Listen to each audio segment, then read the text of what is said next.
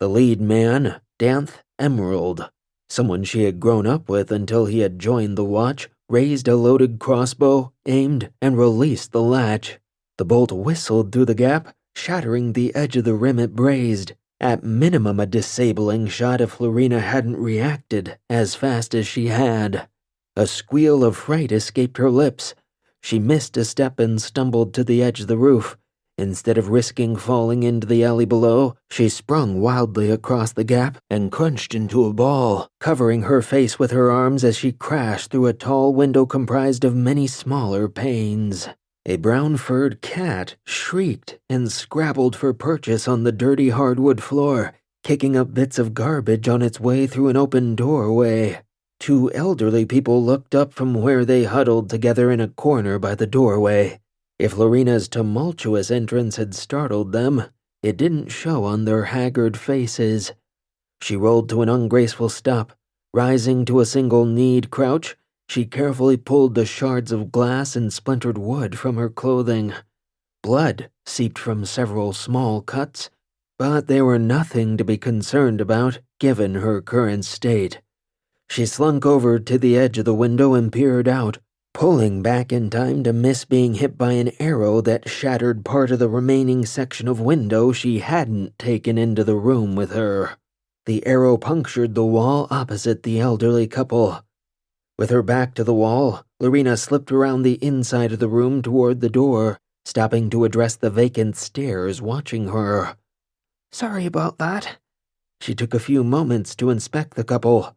Not able to recall seeing them before, she surmised they must have been driven out of their home recently, likely due to an inability to pay their rent.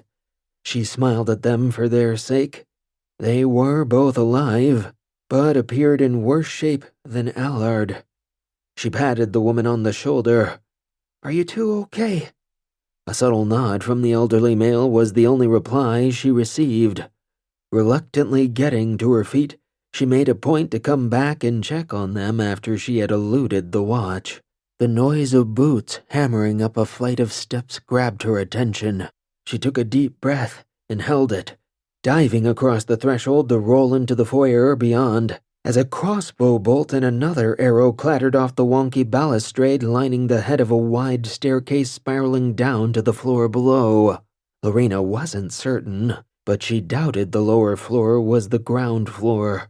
Storm's End was built on the steep slopes rising out of the seemingly bottomless fjord. Her back against the foyer wall, she looked over her shoulder to ensure the window she had crashed through wasn't visible. Knowing her time was running out, she sprinted along the wall, past the staircase, and through another open doorway into a room littered with broken furniture. Another arrow clattered by her feet and bounced off the door jamb, coming to rest against a heap of discarded blankets. Someone squatted here as well, but whoever they weren't around at the moment. A window, matching the one she had broken, lined the far end of the room, admitting light from the three-quarter moon hanging over the fjord far below. Ships of all sizes dotted the shoreline, skeletal spars and masts strung together with hawsers casting eerie shadows on the flickering water and pale buildings lining the bay. Many were the day that Larina had sat on the end of a pier, waggling her bare feet above the brackish water, and dreaming of her father's boat sailing in to whisk her away. Billowed sails cast in a golden hue as a brilliant sunset heralded its arrival. Footsteps pounded on the stairs leading up to the floor she was on. She didn't have time to waste on an unfounded dream.